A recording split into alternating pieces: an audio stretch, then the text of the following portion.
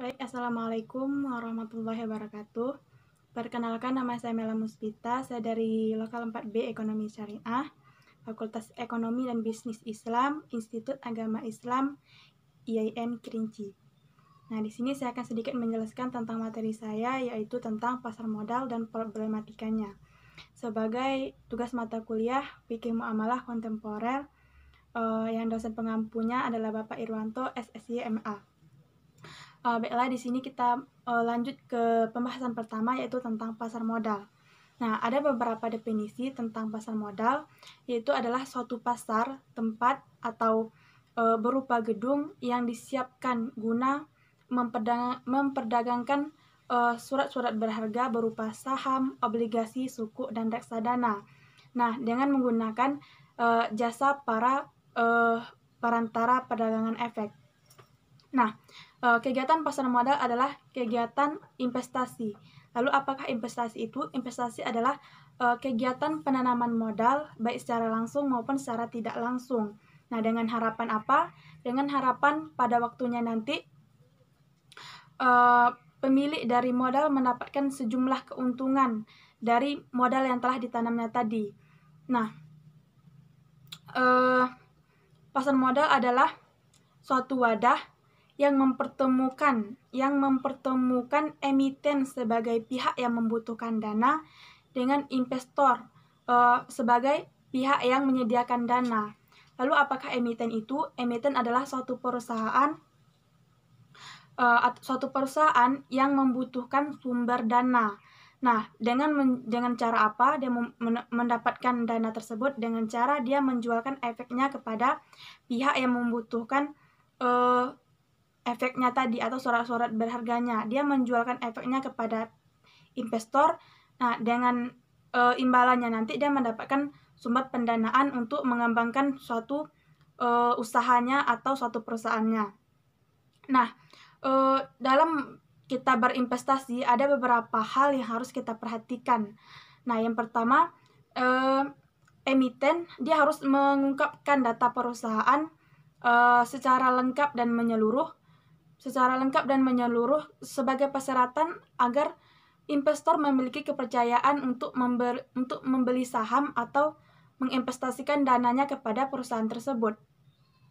Nah, tidak hanya pihak emiten saja yang meraih keuntungan nanti, tapi juga investor juga mendapat imbalan atau return dari transaksi jual beli di dalam pasar modal.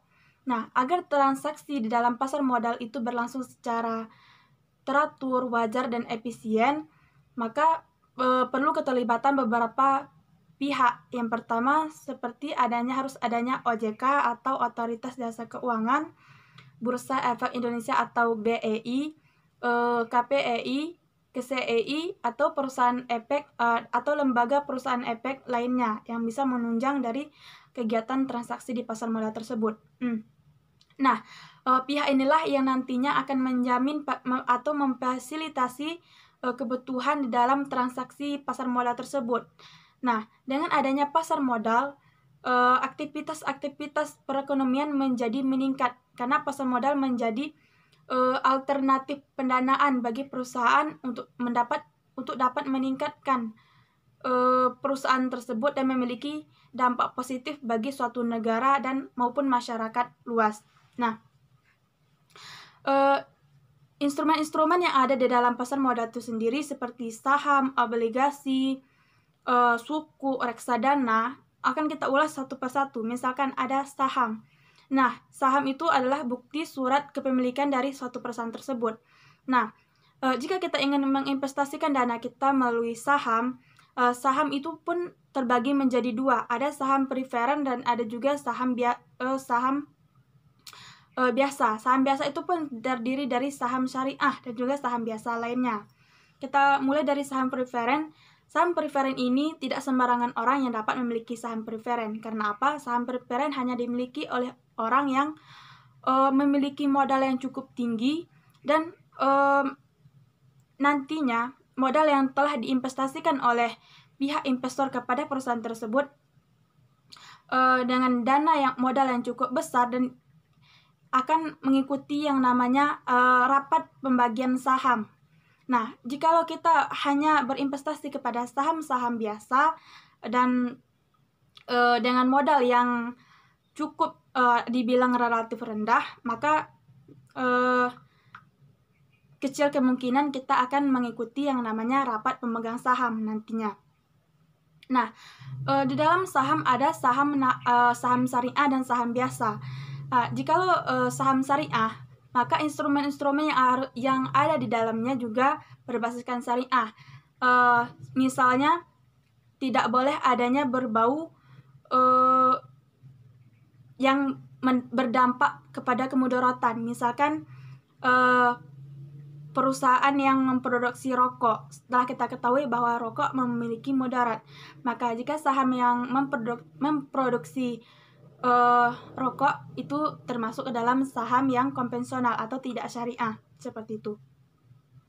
Dan juga dalam saham, di dalam instrumen pasar modal ada yang kedua namanya obligasi. Obligasi juga terbagi dua, yaitu obligasi syariah dan obligasi konvensional. Obligasi syariah seperti hal yang sering kita kenal dengan namanya suku. Nah, di situ nanti jika dia berbasis syariah, maka pembagian keuntungan nanti jika perusahaan itu beruntung atau perusahaan itu laba, maka akan dibagikan keuntungan kepada orang yang memegang obligasi tersebut. Nah, di dalam pasar modal ini yang syariahnya seperti saham syariah atau obligasi syariah berupa suku itu, yang dilihat itu kemaslahatan atau kemakmuran di dalam transaksi tersebut. Jadi tidak ada pihak yang merasa terpaksa atau yang merasa dirugikan di sana. Karena apa? Karena di dalam transaksi di sana, jika perusahaannya rugi, maka bukan hanya pihak perusahaan atau emiten yang mengalami kerugian tersebut, tapi juga pihak yang menanamkan modal tadi, tentunya dengan secara tidak terpaksa atau karena ikhlas, karena sudah menjadi perjanjian awal tadi. Jika perusahaan untung, maka perusahaan akan membagikan dividen kepada para pemegang saham atau pemegang obligasi tadi. Nah, seperti itu. Nah, jika kita berbicara masalah saham, obligasi, atau instrumen-instrumen pasar modal lainnya, kita bisa menilai di dalam Indonesia ini sendiri masih banyak masyarakat umum yang belum mengetahui tentang investasi. Yang orang pikirkan tentang investasi itu sendiri, bahwa orang yang berinvestasi itu adalah orang yang memiliki banyak dana, orang yang memiliki modal yang cukup tinggi yang bisa berinvestasi. Nah, pemikiran-pemikiran yang seperti itu yang membuat adanya orang yang memiliki dana tapi tidak menginvestasikan dananya. Padahal dengan kita berinvestasi, kita akan mengoptimalkan keuntungan yang bisa kita miliki dari dana yang kita investasikan tadi. Kebanyakan orang tidak mengetahui investasi, mereka mendepositkan uangnya ke bank atau menabungkan uangnya ke bank. Nah, itu pun mereka dengan meraih keuntungan atau laba dari bank tersebut sekitar 3% dari yang mereka depositkan tadi. Nah, jikalau kita menginvestasikan dana kita ke suatu perusahaan atau mengambil instrumennya saham atau obligasi, nah di situ kita bisa setiap tahunnya kita mendapat pembagian laba dari perusahaan tersebut atau pembagian dividennya. Nah, bukan hanya itu, misalkan kita membeli satu saham dengan harga yang cukup murah. Nah, apabila harganya nanti sudah meningkat atau cukup tinggi, kita bisa menjualnya. Nah, itu juga termasuk keuntungan untuk kita. Dengan resiko yang relatif rendah atau resiko yang sangat minimal, seperti itu. Nah, mungkin itulah pembahasan dari saya tentang pasar modal dan problematika yang ada di dalam pasar modal itu sendiri. Apabila terdapat kekurangan dan kekhilafan, saya mohon dimaafkan. Apabila ada kritik dan saran dari teman-teman semua, dan saya menerimanya dengan lapang dada, dan juga saya mohon bimbingan dari Bapak pengampu mata kuliah kami sendiri.